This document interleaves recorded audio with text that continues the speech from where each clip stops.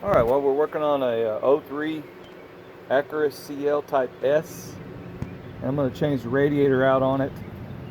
This little uh, top of the radiator here has a crack in it somewhere right here, and it shoots out water. You can see some of the little debris particles of water that have sprayed out. So I've got a new radiator. This is the original Honda radiator that was in the car, and there's really nothing else wrong with it. I could probably epoxy that, I don't know, but I got a new one. They're cheap. I got a new Denso radiator from Rock Auto, so it's $65 or something. It's just easy to do. There is a thing on this radiator that I needed to pull out anyway, because I wanted to put a notch in this side for this cooling line I installed, and I need to notch it. And I kind of bent this one a little bit to make it fit, but it's still not right. I need to grind it out. One of the things I wanted to note about this is how to get these little lines off for the throttle cable. These little square things are really hard to get out. I mean, they're tough, and you're afraid. I'm afraid to break them. But it has a little tab on each side. There's a small tab on each side. Okay, point at it with my little pointer here on each side. Okay, and they're pretty easy to get out if you can see how they're in there. But clicks in, it works real good. But the way I take it out is I just put the needle nose pliers on it like this, and I just squeeze on it, and it, I don't know if I can do it with one hand, but it pops right out real easy. It's really not that hard. The rest of the stuff, I just drain the radiator and leave all this junk on there, the fans and stuff on there. Just need to disconnect a couple of wires. Be careful with these wires. When I unplug the lower plug here, I think this goes to that little sensor that's on there.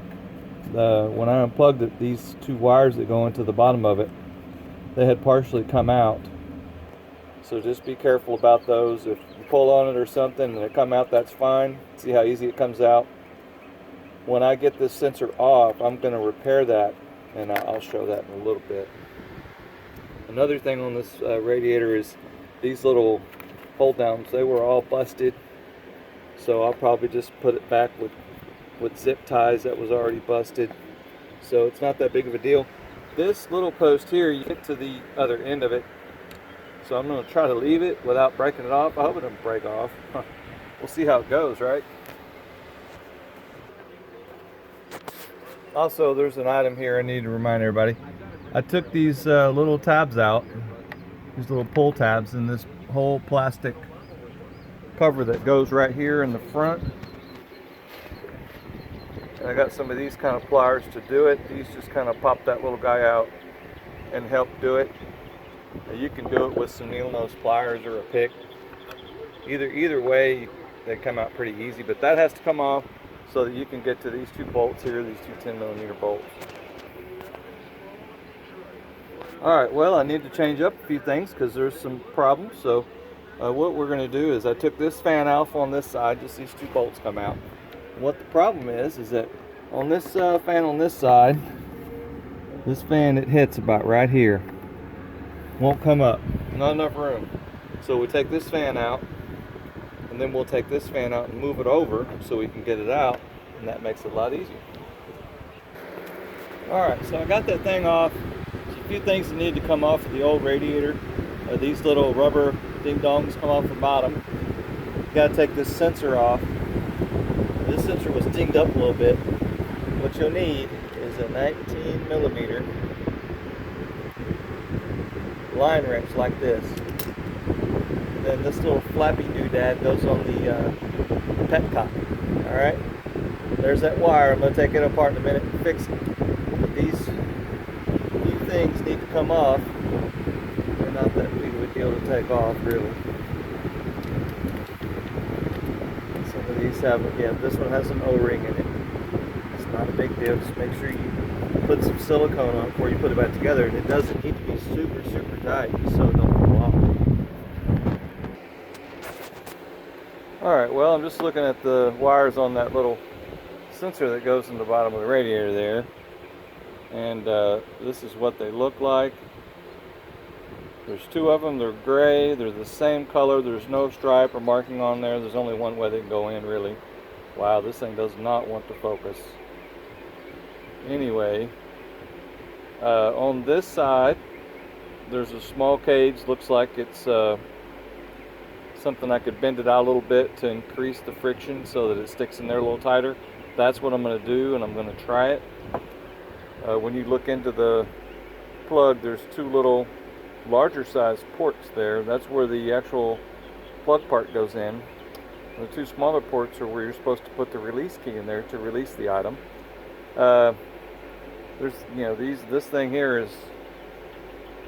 doesn't look like it has the typical release key that I'm used to on the back of it. It's just flat. So it's falling to this side. Goodness, this focus is so weird. Anyway, it's going to this side, and I'm gonna just try to bend those out a little bit. Try to bend those two little doodads out a little bit. You can see them a little bit from this angle, just to give it a little bit more grab when it plugs in. Hopefully it'll hold it. But the radiator looks good. I mean, it's a Denso. I like their products. Looks like it's a direct fit. It comes with a plug for the sensor port, so if it doesn't have the sensor port in there, it has a little plug that's in there that's just fine if some other models don't have it. The Type S, I think, is the only one that has that sensor there. The other regular Acura CLs, they don't have that. Okay, so I took it apart, the plug apart, and yes, it is supposed to have small indentions on the back of those plugs. There's supposed to be a raised area right here, like a little clip punched into it from the factory, and both of these do not have that on there. Maybe there's an Acura person out there somewhere that can chime in on the deal, but there's not a relief there to click in. You see, I took it out, and there is a place for those to click in on there, but these particular ones do not have the correct indentions on there, and I don't think that I'll be able to put a clip on that without messing it up. So I'm gonna have to put it together like it is and tie it down a little bit to see how it goes. Alright, so what I did on that wire, just as a solution for now, is I tied that wire off so that it won't come out. It plugs in from the top.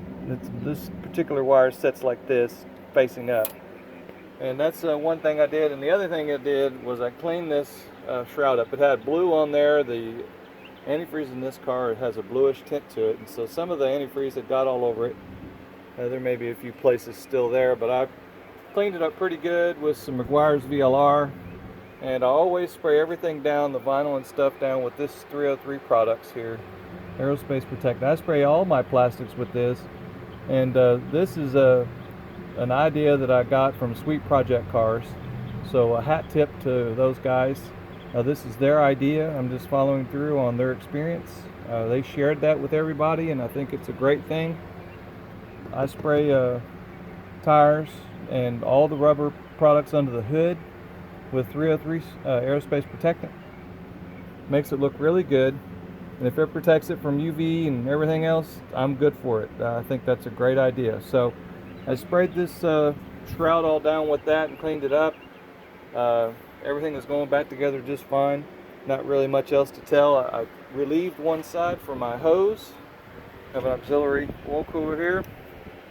Got a hose going through there, so I trimmed that back so that that hose could pass through there easily without getting close or touching or anything on the radiator. So I don't mind doing that. It's worth it. The Type S cars have a serious problem with transmissions, and after driving it, I figured it out. It's 260 horsepower. It's a pretty reasonable amount of horsepower, and it will toast this transmission if you dog it too much. I think it's something that I would advise to be careful about. If you got a manual transmission, it's a different story, but the automatics just are not strong enough to do it. All right. Well, I would admit on this side it's tricky. You need to put your hand around the bottom and feel those two small holes there to get this fan lined up, okay?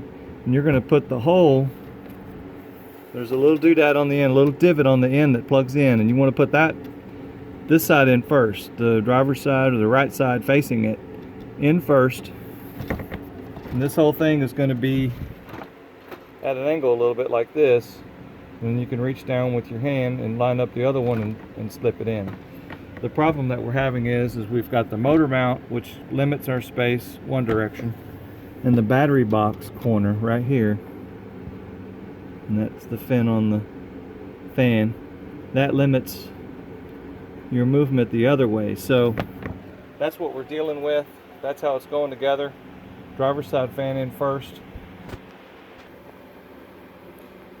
Alright, so I cleared the little tabs off of there that were busted off of these tabs, and it looks like I can still use this with a regular zip tie, and I stuck some in there and they clicked and all that business. So I think that'll be good enough for me. Just put a regular zip tie in those little pads that are there, and I'll be able to zip it down the way I want it. So there you go, good enough, right? Got one there, we got one here, there's one more down there. Anyway, so that's kind of what it looks like putting this together, and a few tidbits on the problems that are involved with it. Y'all take it easy, bye.